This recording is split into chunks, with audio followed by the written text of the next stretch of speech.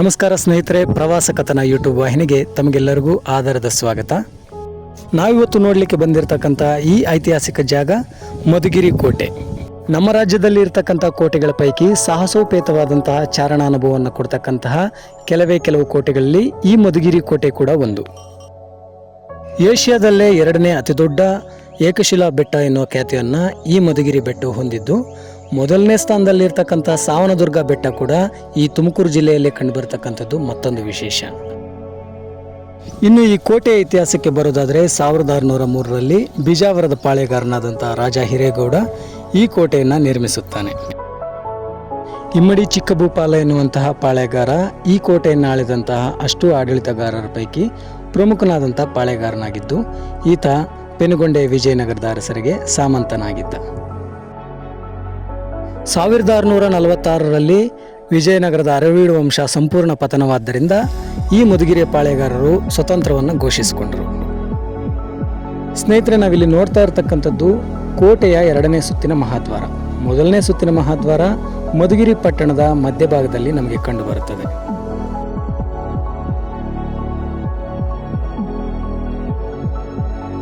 ತಮ್ಮ ಸಂಸ್ಥಾನದ ಶಕ್ತಿಯನ್ನು ಸೂಚಿಸುವ ಸಂಕೇತವಾಗಿ ಈ ಮೂರನೇ ಮಹಾದ್ವಾರದ ಎರಡು ಇಕ್ಕೆಲೆಗಳಲ್ಲಿ 2 ಗಜಶಿಲ್ಪಗಳನ್ನು ನಾವು ಕಾಣಬಹುದಾಗಿದ್ದು, ಹೀಗೆ ಮುಂದೆ ಬಂದರೆ ನಮಗೆ ಕಂಡು ಬರತಕ್ಕಂಥದ್ದೇ ಬ್ರಿಟಿಷ್ ಕಾಲದ ಜೈಲು. ಸ್ನೇಹಿತರೆ, ಮುಂದೆ ಕಾಣ್ತಾ ಇರತಕ್ಕಂಥ ಈ ಹೆಂಚಿನ ಮನೆ ಈ ಜೈಲನ್ನು ನೋಡ್ಕೊಳ್ತಕ್ಕಂತಹ ಜೈಲಾಧಿಕಾರಿಯ ಮನೆ ಎನ್ನಬಹುದು.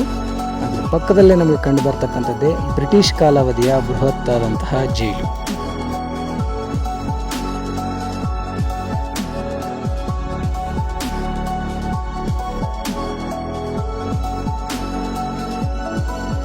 ಸೂಕ್ತವಾದಂಥ ನಿರ್ವಹಣೆ ಇಲ್ಲದ ಕಾರಣದಿಂದಾಗಿ ಈ ಪ್ರಮುಖವಾದಂಥ ಐತಿಹಾಸಿಕ ಸ್ಮಾರಕ ಇವತ್ತು ಶಿಥಿಲಾವಸ್ಥೆ ತಲುಪಿರ್ತಕ್ಕಂಥದ್ದನ್ನು ನಾವು ಕಾಣಬಹುದು.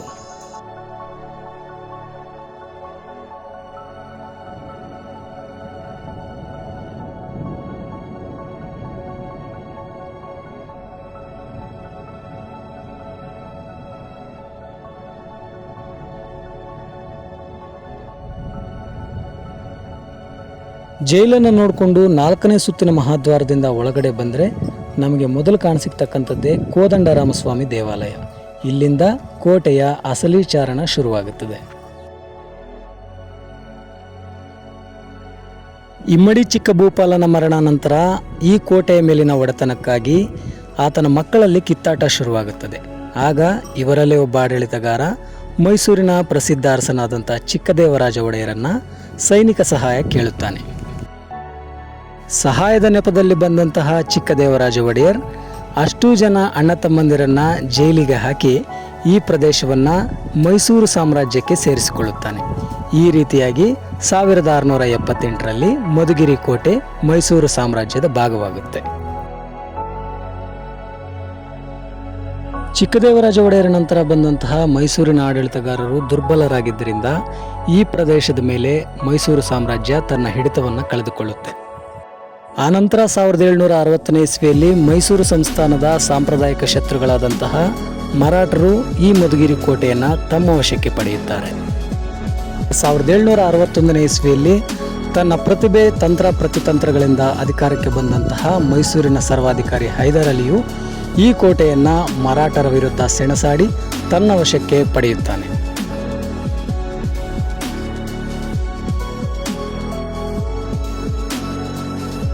ಹೈದರ್ ಅಲಿ ವಶಕ್ಕೆ ಬಂದ ಮೇಲೆ ಈ ಮಧುಗಿರಿ ಕೋಟೆಯು ಆತನ ಪ್ರಮುಖ ಸೇನಾ ನೆಲೆಯಾಗಿ ರೂಪುಗೊಳ್ಳುತ್ತದೆ.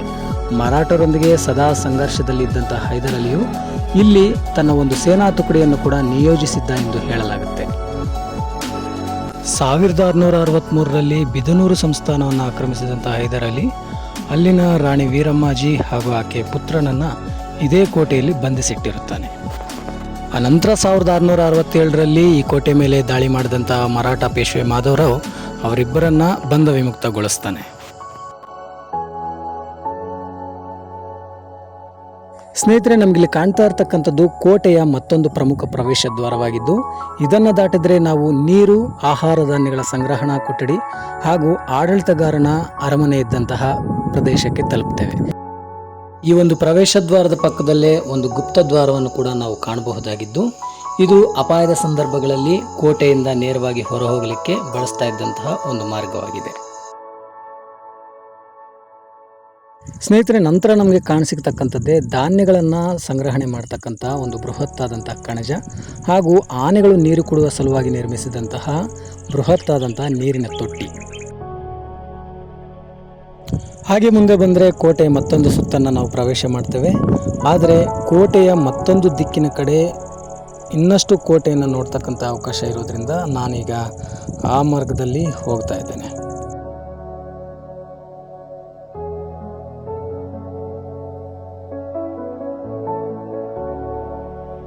ಸ್ನೇಹಿತರೆ, ನಾವಿಲ್ಲಿ ನೋಡ್ತಾ ಇರ್ತಕ್ಕಂಥ ಈ ಪುಟ್ಟ ದೇವಾಲಯ ವೀರಾಂಜನೇಯನ ದೇವಾಲಯವಾಗಿದ್ದು, ವಿಜಯನಗರ ಕಾಲಾವಧಿಗೆ ಸೇರಿದಂತಹ ಬಹುತೇಕ ಕೋಟೆಗಳಲ್ಲಿ ಈ ರೀತಿಯಾದಂತಹ ಹನುಮದೇವರ ಶಿಲ್ಪ ಸಾಮಾನ್ಯವಾಗಿ ಕಂಡುಬರುತ್ತದೆ. ಈ ಪುಟ್ಟ ಹನುಮದೇವರ ದೇವಾಲಯದ ಪಕ್ಕದಲ್ಲೇ ಒಂದು ತುಪ್ಪದ ಕಣಜ ಕೂಡ ಕಂಡುಬರುತ್ತೆ. ಅದನ್ನು ದಾಟಿ ಮುಂದೆ ಸಾಗಿದ್ರೆ ನಮಗೆ ಕೋಟೆಯ ಮತ್ತಷ್ಟು ಪ್ರದೇಶಗಳಿಗೆ ಪ್ರವೇಶ ಕಲ್ಪಿಸ್ತಕ್ಕಂತಹ ದ್ವಾರಗಳು ಸಿಗ್ತವೆ.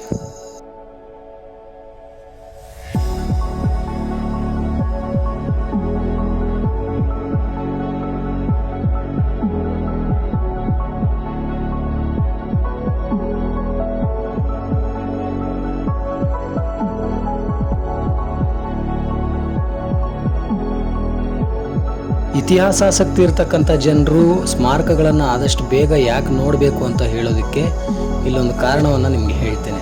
ಇಲ್ಲಿ ಕಾಣ್ತಾ ಇದೆಯಲ್ಲ ಈ ಬೃಹತ್ತಾದಂಥ ಬುರ್ಜು, ಇದು 2020ನೇ ಇಸ್ವಿಯಲ್ಲಿ ನಾನು ಮೊದಲ ಬಾರಿಗೆ ಮಧುಗಿರಿ ಕೋಟೆಯನ್ನು ನೋಡಿದಾಗ ಅತ್ಯಂತ ಸುಸ್ಥಿತಿಯಲ್ಲಿತ್ತು. ಆದರೆ ಈಗ ಈ ಸಂಪೂರ್ಣವಾದಂತಹ ಬೃಹತ್ತಾದಂಥ ಬುರ್ಜು ನೆಲಸಮವಾಗಿದೆ. ಕಾಲ ಕಳೆದಂತೆ ಪ್ರಕೃತಿ ಪ್ರತಿಯೊಂದನ್ನು ತನ್ನ ವಶಕ್ಕೆ ಪಡೆದುಕೊಳ್ಳುತ್ತೆ. ಇದಕ್ಕೆ ಕೋಟೆಗಳು ಕೂಡ ಕೊರತೆನಲ್ಲ. ಹಾಗಾಗಿ ಆಸಕ್ತಿ ಇರತಕ್ಕಂಥ ಜನರು ಇದು ಬಿದ್ದು ಹೋಗತಕ್ಕಂಥ ಮೊದಲೇ ಬಂದು ಕಣ್ತುಂಬಿಕೊಳ್ಳಬೇಕು.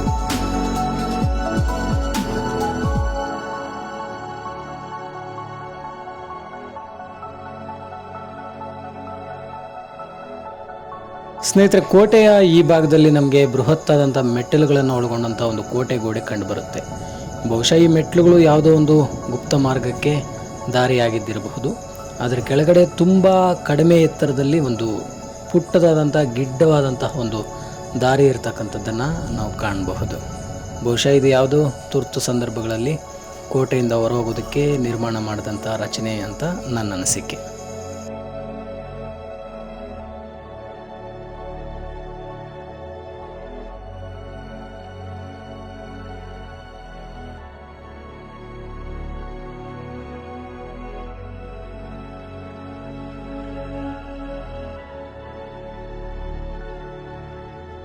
ಆ ಪುಟ್ಟದಾದಂಥ ದ್ವಾರವನ್ನು ದಾಟಿ ಮುಂದೆ ಬಂದರೆ ನಮಗೆ ಮುಂದೆ ಯಾವುದೇ ರೀತಿಯಾದಂತಹ ಕೋಟೆ ರಚನೆಗಳು ಕಂಡುಬರೋದಿಲ್ಲ. ಕೊನೆಯದಾಗಿ ನಾನು ನೋಡಿದ್ದು ಈ ನೀರಿನ ತೊಟ್ಟಿಯಂತಹ ರಚನೆಯನ್ನು ಮಾತ್ರ.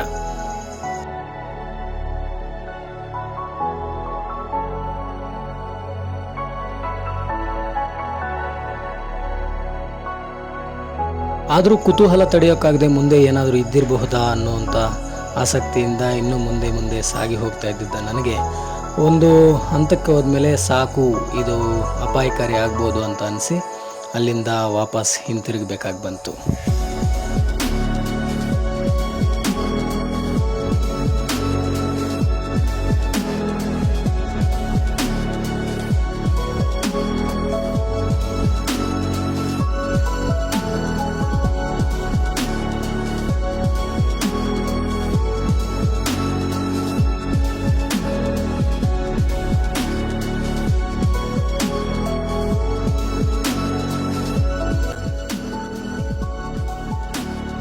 ಬಂದಂಥ ದಾರಿಯಲ್ಲೇ ವಾಪಸ್ ಬರಬೇಕಾದ್ರೆ ಈ ಬಿದ್ದಂಥ ಬುರ್ಜಿನ ಹಿಂಭಾಗದಲ್ಲಿರ್ತಕ್ಕಂಥ ಪ್ರವೇಶ ದ್ವಾರದ ಮೇಲೆ ಪರ್ಷಿಯನ್ ಭಾಷೆಯಲ್ಲಿ ಕೆತ್ತಿದಂಥ ಒಂದು ಶಾಸನ ಕಂಡುಬಂತು.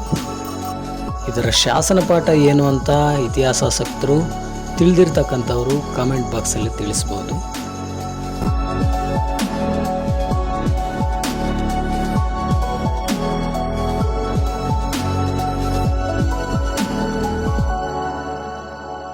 ಈಗ ಮತ್ತೆ ಎಲ್ಲಿ ನಾವು ನಮ್ಮ ಅನ್ವೇಷಣೆಯನ್ನು ಕುತೂಹಲದಿಂದ ಶುರು ಮಾಡಿದ್ವು ಅಲ್ಲಿಗೆ ಬಂದು ತಲುಪಿದ್ವಿ. ಈಗ ಕೋಟೆಯ ಉಳಿದಂತಹ ಭಾಗದ ಚಾರಣ ಶುರು.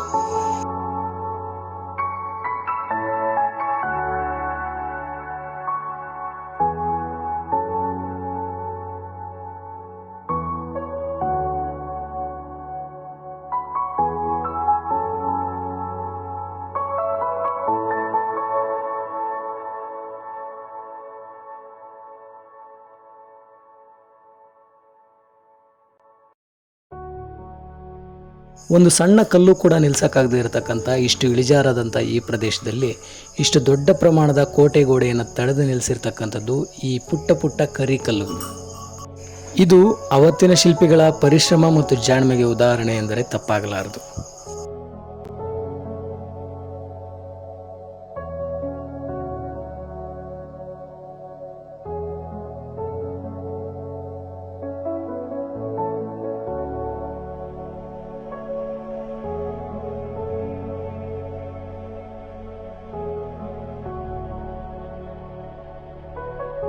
ಸ್ನೇಹಿತರೆ, ನಾವೀಗ ಮತ್ತೊಂದು ಸುತ್ತಿನ ಕೋಟೆಗೆ ಪ್ರವೇಶ ಮಾಡ್ತಾ ಇದ್ದೇವೆ. ಅದರ ಮುಂಭಾಗದಲ್ಲಿ ಇರತಕ್ಕಂಥ ಪುಟ್ಟ ಪುಟ್ಟ ಕಿಂಡಿಗಳನ್ನು ಒಮ್ಮೆ ಗಮನಿಸಿ ನೋಡಿ. ಆ ಕಿಂಡಿಗಳು ಬಂದೂಕನ್ನು ಬಳಸಲಿಕ್ಕೆ ಮಾಡಿದಂಥ ಕಿಂಡಿಗಳಾಗಿವೆ.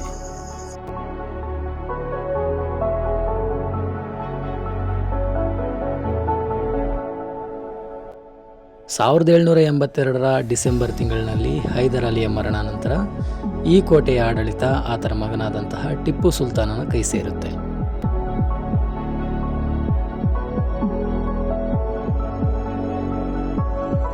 ಟಿಪ್ಪುವಿನ ಆಡಳಿತಾವಧಿಯಲ್ಲಿ ಈ ಕೋಟೆಯನ್ನು ಫತೇಬಾದ್ ಅಂತ ಕರೆಯಲಾಗ್ತಾ ಇತ್ತು. ಫತೇಬಾದ್ ಎಂದರೆ ವಿಜಯದ ನಗರ ಎಂದು ಅರ್ಥ.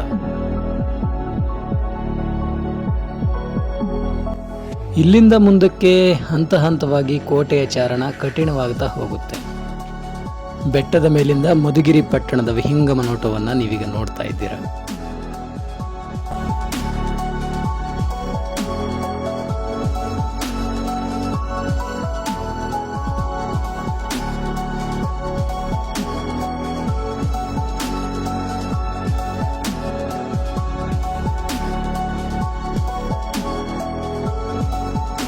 ಇಡೀ ಕೋಟೆಯ ಚಾರಣದಲ್ಲೇ ಇದು ಅತ್ಯಂತ ಅಪಾಯಕಾರಿಯಾದಂತಹ ಜಾಗವಾಗಿದ್ದು, ಇದು ತುಂಬ ಇಳಿಜಾರಾಗಿ ಇರೋದರಿಂದ ಅತ್ಯಂತ ಎಚ್ಚರಿಕೆಯಿಂದ ಹತ್ತಬೇಕಾಗುತ್ತೆ.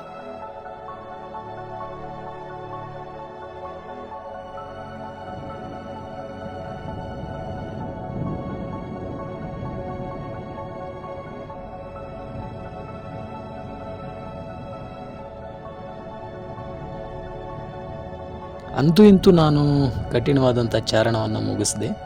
ಆದರೆ ಮಳೆಗಾಲದಲ್ಲಿ ಈಗ ಹತ್ತಿದಷ್ಟು ಸುಲಭವಾಗಿ ಈ ಬೆಟ್ಟನ ಹತ್ತೋದಕ್ಕೆ ಸಾಧ್ಯವಿಲ್ಲ. ನಾನು ಕೂಡ ಎಲ್ಲರಂತೆ ಇದು ಅತ್ಯಂತ ಅಪಾಯಕಾರಿಯಾದಂತಹ ಜಾಗ, ಇದರ ಚಾರಣವನ್ನು ಮುಗಿಸಿಬಿಟ್ಟೆ ಅಂತೇಳಿ ನಿಟ್ಟುಸಿರುಬಿಟ್ಟೆ. ಆದರೆ ಇದಕ್ಕಿಂತಲೂ ಅಪಾಯಕಾರಿಯಾದಂತಹ ಒಂದು ಮಾರ್ಗ ಮುಂದೆ ಇದೆ.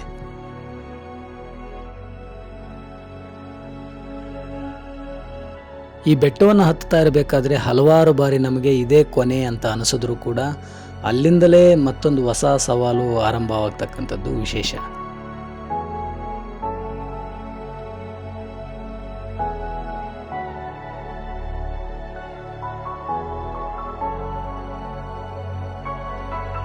ಒಬ್ಬಂಟಿಯಾಗಿ ಚಾರಣ ಮಾಡ್ತಾ ಇದ್ದಂತಹ ನನಗೆ ಇಷ್ಟು ದೂರ ಕ್ರಮಿಸಿದ ಮೇಲೆ ಇಬ್ಬರು ಗೆಳೆಯರು ಸಿಕ್ಕಿದ್ರು. ಒಬ್ಬರ ಹೆಸರು ದಿಲೀಪ್, ಮತ್ತೊಬ್ಬರು ಗಣೇಶ್ ಅಂತೇಳಿ. ಇಬ್ಬರು ಕೂಡ ಸ್ಥಳೀಯ ಹುಡುಗರೆ.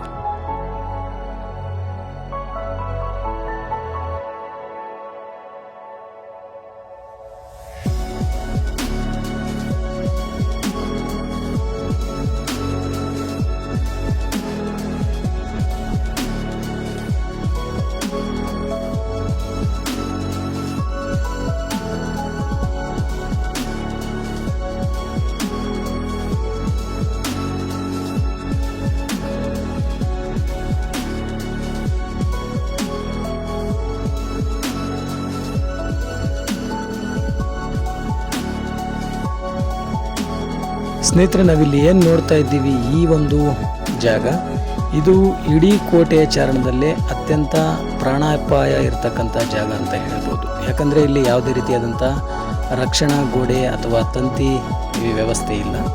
ಕೆಳಗಡೆ ಏನಾದರೂ ಬಿದ್ದರೆ ಅದೇ ನಮ್ಮ ಕೊನೆ ದಿನ ಆಗುತ್ತೆ. ಹಾಗಾಗಿ ಅತ್ಯಂತ ಎಚ್ಚರಿಕೆಯಿಂದ ಕೋಟೆಯ ಈ ಭಾಗವನ್ನು ಹತ್ತಬೇಕಾಗುತ್ತೆ.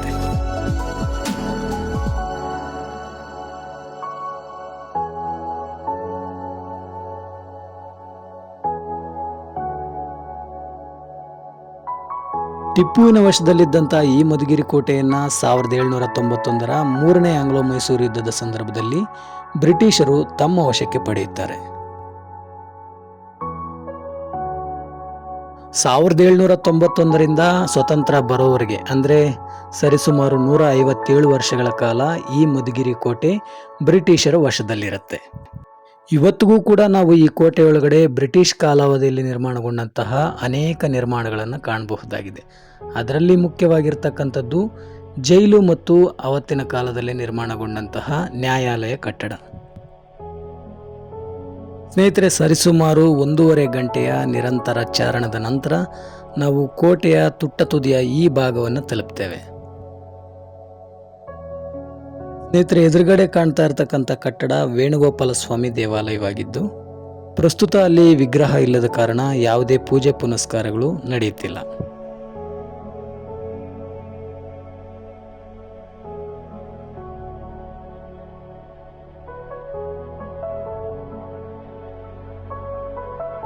ಈ ಒಂದು ಕಟ್ಟಡದ ಆವರಣದಲ್ಲೇ ಅನೇಕ ಕಣಜಗಳನ್ನು ನಾವು ಕಾಣಬಹುದಾಗಿದೆ. ಹಾಗೆ ಹಿಂಭಾಗದಲ್ಲಿ ಮತ್ತಷ್ಟು ಬೃಹತ್ ಪ್ರಮಾಣದ ಉಗ್ರಾಣದ ವ್ಯವಸ್ಥೆ ಕೂಡ ನಮಗೆ ಕಂಡುಬರುತ್ತೆ.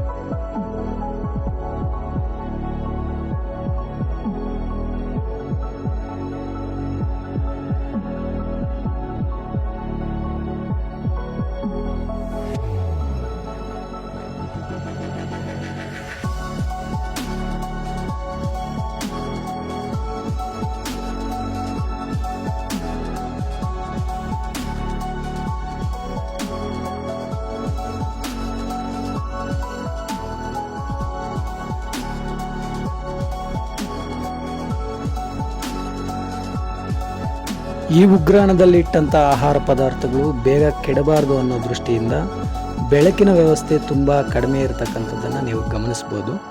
ಇಲ್ಲಿ ಆಹಾರ ಧಾನ್ಯಗಳನ್ನು ಸಂಗ್ರಹ ಮಾಡಿ ಅದನ್ನು ಗಾಳಿ ಆಡದ ರೀತಿ ಏರ್ ಟೈಟ್ ಮಾಡಿ ಸಂರಕ್ಷಿಸಿ ಇಡಲಾಗ್ತಾ ಇತ್ತು.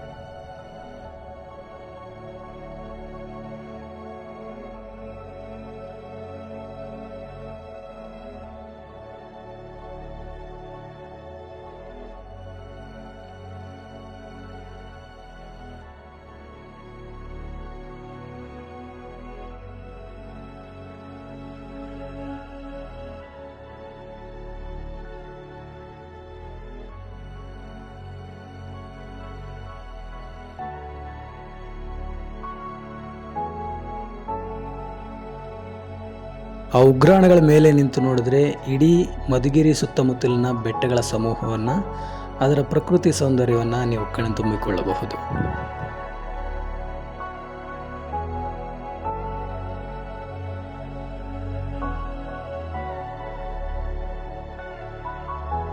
ಸ್ನೇಹಿತರೆ, ನಾವಿಲ್ಲಿ ನೋಡ್ತಾ ಇರತಕ್ಕಂಥದ್ದು ವೇಣುಗೋಪಾಲ ಸ್ವಾಮಿ ದೇವಾಲಯದ ಸುತ್ತಲಿನ ಪ್ರಾಕಾರ ಮಂಟಪಗಳು. ನಿಧಿಯಾಸೆಗಾಗಿ ನಿಧಿಗಳ್ಳರು ಈ ಪ್ರಾಕಾರ ಮಂಟಪದ ನೆಲವನ್ನು ಅಗೆದಿರ್ತಕ್ಕಂಥದ್ದನ್ನು ನೀವು ಕಾಣಬಹುದು. ಈ ಕೋಟೆನೇ ಅಂತ ಅಲ್ಲ, ಯಾವುದೇ ಕೋಟೆಯಲ್ಲೂ ಕೂಡ ಯಾವುದೇ ರೀತಿಯಾದಂಥ ನಿಧಿ ಇರೋದಿಲ್ಲ. ಈ ರೀತಿಯಾಗಿ ನಿಧಿಯಾಸೆಗೆ ಸ್ಮಾರಕಗಳನ್ನು ಕೆಡವಿ ಹಾಳು ಮಾಡತಕ್ಕಂಥದ್ದು ಶಿಕ್ಷಾರ್ಹ ಅಪರಾಧವಾಗಿದೆ. ಸ್ನೇಹಿತರೆ, ಇದು ಪ್ರಾಕಾರ ಮಂಟಪದಲ್ಲಿ ಕಂಡು ಬರ್ತಕ್ಕಂಥ ಒಂದು ಬೃಹತ್ತಾದಂಥ ಗುಪ್ತ ಕೋಣೆ. ಇದರಲ್ಲಿ ಬಹುಶಃ ಅವತ್ತಿನ ಕಾಲಘಟ್ಟದಲ್ಲಿ ಆಯುಧಗಳನ್ನು ಬಚ್ಚಿಡ್ತಾ ಇದ್ದಿರಬಹುದು.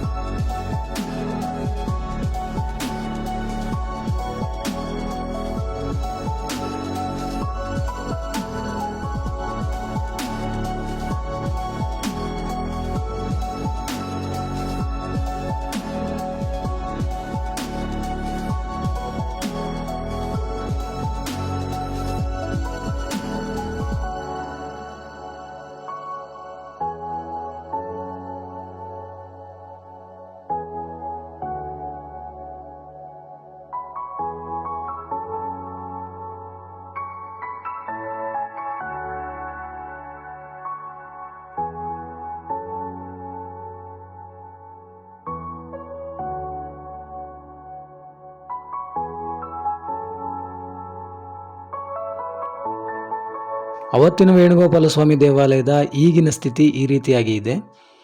ಬಹುಶಃ ಇದು ಮೊದಲು ವೇಣುಗೋಪಾಲ ಸ್ವಾಮಿ ದೇವಾಲಯ ಆಗಿದ್ದು, ಆ ನಂತರ ಬಂದಂಥ ಆಡಳಿತಗಾರರು ಇದನ್ನು ಒಂದು ಉಗ್ರಾಣದ ರೀತಿ ಬಳಸ್ಕೊಂಡಿರ್ತಕ್ಕಂಥದ್ದು ಈ ಗೋಡೆಗಳನ್ನು ನೋಡಿದ್ರೆ ನಮಗೆ ಗೊತ್ತಾಗುತ್ತೆ.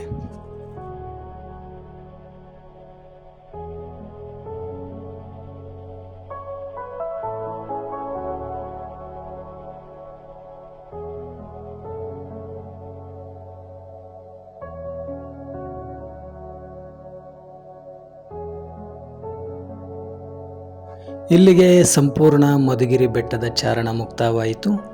ಇದೀಗ ಹಿಂತಿರುಗೋ ಸಮಯ.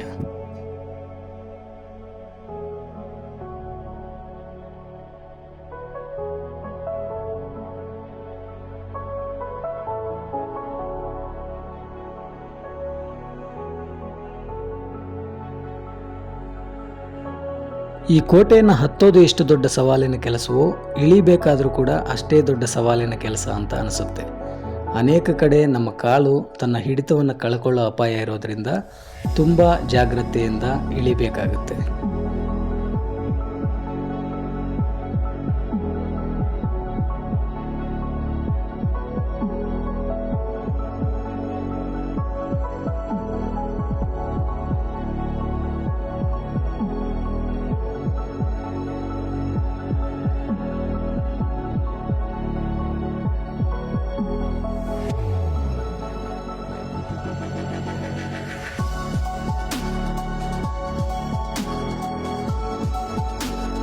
ಬೆಟ್ಟದ ಮೇಲ್ಭಾಗದಲ್ಲಿ ಕುಡಿಯೋ ನೀರಿನ ವ್ಯವಸ್ಥೆ ಇಲ್ಲದೆ ಇರೋದರಿಂದ ನೀರನ್ನು ತರ್ತಕ್ಕಂಥದ್ದು ಒಳ್ಳೆಯದು.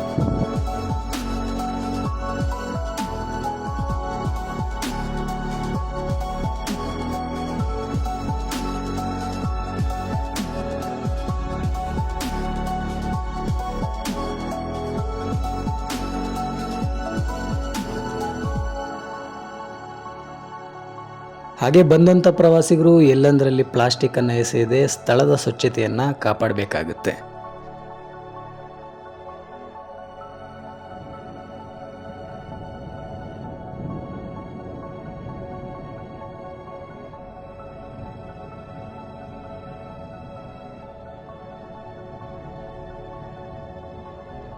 ಈ ಬೆಟ್ಟನ ಹತ್ತೋದಕ್ಕೆ ಹಿರಿಯರೊಬ್ಬರು ಎಷ್ಟು ಕಷ್ಟಪಡ್ತಾ ಇದ್ದಾರೆ ಅನ್ನೋದನ್ನು ನೀವೇ ನೋಡಿ.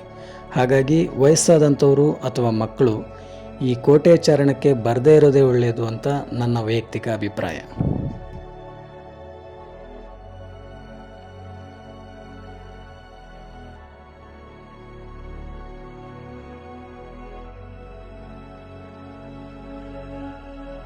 ಇನ್ನು ಕೋಟೆಯನ್ನು ಹತ್ತೋದಕ್ಕೆ ಬರಬೇಕಾದ್ರೆ ಕೆಳಗಡೆ ಒಬ್ಬರು ಗಾರ್ಡ್ ಇರ್ತಾರೆ.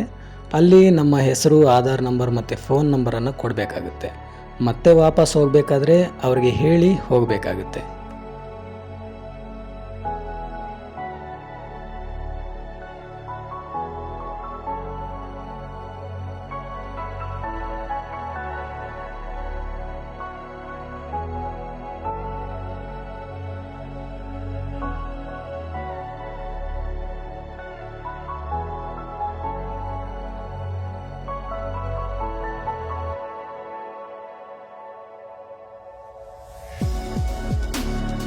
ಸ್ನೇಹಿತರೆ, ನಾವಿಲ್ಲಿ ನೋಡ್ತಾ ಇರ್ತಕ್ಕಂಥದ್ದು ಬ್ರಿಟಿಷ್ ಕಾಲಾವಧಿಯಲ್ಲಿ ನಿರ್ಮಾಣಗೊಂಡಂತಹ ನ್ಯಾಯಾಲಯದ ಒಂದು ಕಟ್ಟಡ.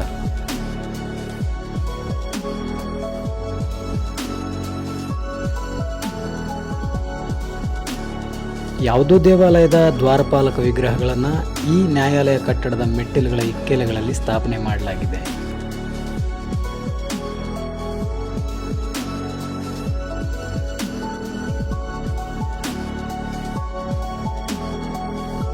ಇಡೀ ಕಟ್ಟಡವನ್ನು ಬ್ರಿಟಿಷರ ಶೈಲಿಯಾದಂತಹ ಗೋತಿಕ್ ಶೈಲಿಯಲ್ಲಿ ನಿರ್ಮಾಣ ಮಾಡಲಾಗಿದ್ದು, ಮೇಲ್ಛಾವಣಿಗಾಗಿ ಹೆಂಚನ್ನು ಬಳಸಲಾಗಿದೆ. ಯಾವುದೇ ನಿರ್ವಹಣೆ ಇಲ್ಲದೆ ಇವತ್ತು ಈ ಚಾರಿತ್ರಿಕ ಸ್ಮಾರಕ ಈ ರೀತಿಯಾಗಿ ಪಾಳು ಬಿದ್ದಿರತಕ್ಕಂಥದ್ದು ತುಂಬ ನೋವಿನ ವಿಚಾರ.